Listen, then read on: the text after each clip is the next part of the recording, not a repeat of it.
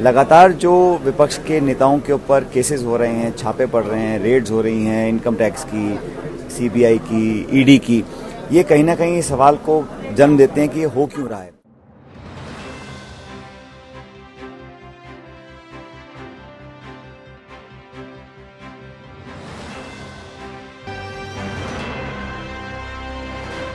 ED का action होना, ये बहुत ज़्यादा लोग इसको देख रहे हैं।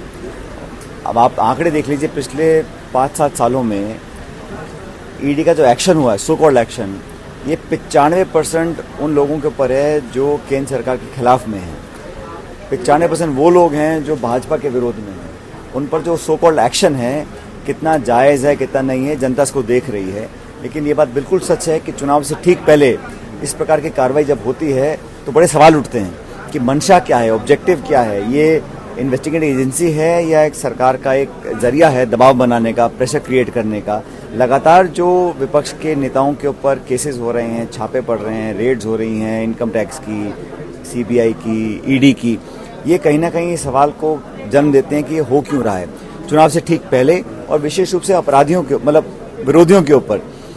जो सत्ता से जुड़े लोग हैं उन पर कभी कोई जांच नहीं होती, कोई छापे नहीं मारे जाते, कोई नोटिस नहीं मिलता उनको। तो ये बड़ा एक, मुझे लगता है पब्लिक से संज्ञान ले रही है। अब कानून के दायरे में रहकर क्या परिणाम निकलेंगे मैं नहीं जानता हूँ, लेकिन परसेप्शन ये बना हुआ है कि केंद्र सरकार पूरी ताकतों का इस्तेमाल कर दबाव बनाकर विरोधियों को सबक सिखाने के मूड में है। लेकिन पब्लिक जो मतदाता है सब बातों को समझता है, और मुझे लग रहा है कि 2024 में सही निर्णय पब्लिक लेगी इस देश की। भारतीय जनता पार्टी को इस देश के लोगों ने पूर्ण बहुमत की 2 सरकारें बनाकर दी, 14 में और 19 में। अब इन 9.5 सालों में जो उनकी रिपोर्ट कार्ड है उस पर चर्चा करने का मैं समझता हूँ उनके नेता नहीं चाहते हैं। वो हमेशा विवादित मुद्दों को ही प्रासंगिक रखना चाहते हैं। ये एक पुरानी रणनीति है भारतीय जनता पार्टी की। हम लोग चाहते हैं कि चर्चा हो, डिस्कशंस हो, जैसे हमारे कांग्रेस के नेता हम सब लोग या हमारी एनडीए अलायंस के लोग बोलते हैं कि आप बेरोजगारी पर, पत्रकारों की स्वतंत्रता के ऊपर, इन्वेस्टमेंट्स के ऊपर, महंगाई के ऊपर, निवेश के ऊपर, इन पर चर्चा करो और बताओ कि इस देश में खाई क्यों बढ़ गई है अमीर गरीब की, और इतने लाखों करोड़ रुपए उद्योगपतियों के माफ़ हो जाते हैं, किसानों की कुर्की हो जाती है। इन पर कोई चर्चा करने को तैयार नहीं है। तो जो भावनात्मक मुद्दे हैं या विवादित मुद्दे हैं उनको हवा देकर लोगों का ध्यान डाइवर्ट करने की एक शुरू से कोशिश बीजेपी की रही है। लेकिन अब लोग समझ रहे हैं, इसलिए जो परिणाम आपने देखे कर्नाटक में, हिमाचल में, वो कांग्रेस के पक्ष में आए थे।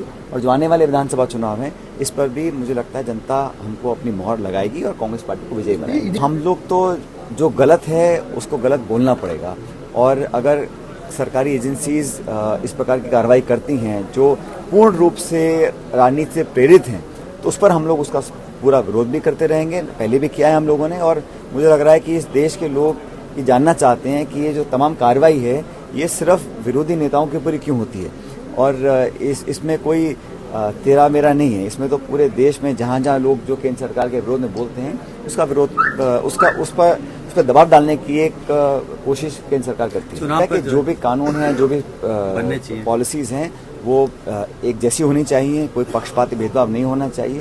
लेकिन हमारा जो चुनाव का मुद्दा है, चाहे राजस्थान है चाहे बाकी जगह हैं, वहाँ किसान, नौजवान, महंगाई, बेरोजगारी, आगे की संभावनाएं, भविष्य की नौजवानों के लिए हम क्या तैयार कर सकते हैं उस पर करना चाहिए। एक विजन रोड मैप होना चाहिए। उसके अभाव में मैं समझता हूँ कि जो चर्चा और डिबेट्स हैं वो बहुत ज़्यादा सार्थक नहीं है, और जो पब्लिक इश्यूज़ हैं उस पर ही चुनाव लड़े जाना। अब तो निगाह मेरे को लगता है कि बीजेपी को रखनी चाहिए वसुंधरा जी के ऊपर कि वो क्या करेंगे नहीं करेंगे। आपस में इतना खिंचाव है, टिकटों में जो झगड़े चल रहे हैं, और अपने आप को एक पार्टी विद डिफरेंस कहने वाली बीजेपी, वहाँ पे क्या हाल हो रहे हैं आप सब जानते हैं। ये उनका अंदरूनी मामला है, मैं टिप्पणी नहीं करूँगा ज़्यादा। लेकिन मैं इतना जानता हूँ कि टिकट किसी को भी दें, लेकिन जनता देखेगी संगठन क्या है, विचारधारा क्या है, नेता कौन है और किस दिशा में प्रदेश को ले जाना चाहते हैं। उस संदर्भ में कांग्रेस हर बार बीजेपी को हरा सकती है।